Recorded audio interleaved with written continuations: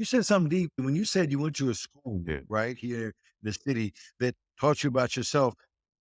How was that when you interacted with other cats who didn't have that experience, other African American young men or whatever?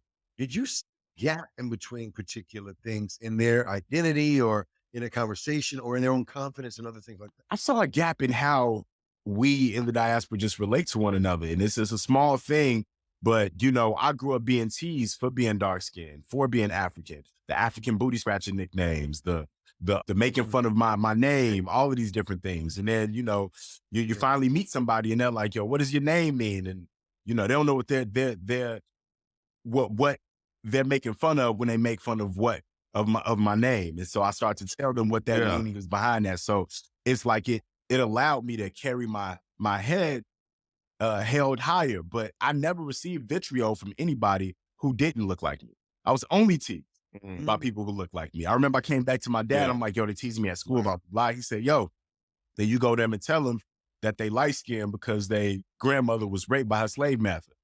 I was, my father. Goodness. Those fighting words. Pongo. That's what he told me to say. And I'm 6 years old. This is first grade, man. First grade. This is who he was. And so I didn't even know what the word rape really meant. I didn't know what it mean. That kids are crying, I'm fighting. Now I had to grow up knowing how to fight as a kid. Make statements like that. But then, the backstory of it is, man, he taught me in a really abrasive way. Like, the reason we deify certain complexions is because of its proximity to whiteness, and so it taught me that early on in a very toxic way, but it wasn't untrue for certain people. But it's that disconnect. And so I wanted to repair that disconnect so that we're not having these biting dialogues with one another, because essentially we're just cousins that got dropped off in different places in the world.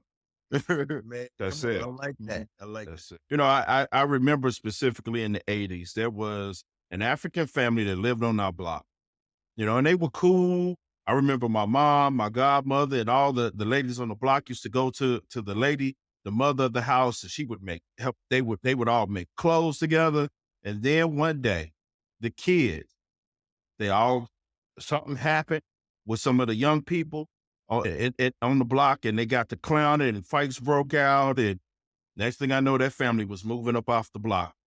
And it kind of reminded me of what you just said of the name calling and the jokes and stuff like that. And it's just like, as I've gotten older, I realized I'm like, dang, I used the term African booty scratcher, but I've never used it towards someone that was African. It was just a word we use, right? But I've never realized how hurtful it could be and how disconnecting it is for me.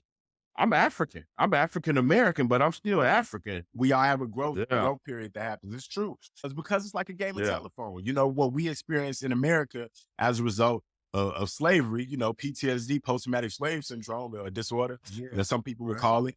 You could just replace the S with a C and call it PTCD in Ghana, post-traumatic colonial disorder, because that's what they did overseas. And then you do the same thing in the Caribbean and just replace. So it's all of them telling us what to think about one another. And then you get in community with one another and be like, man, before you opened your mouth, I thought you was from 79th. Like, you got the same features my cousin got that I had,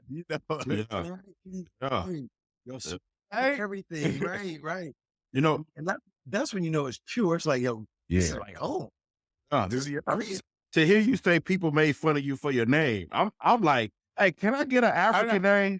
I'm tired of this American name. I want a real African name. I don't want Terrence Foster anymore. I'm like, my last name. No, don't.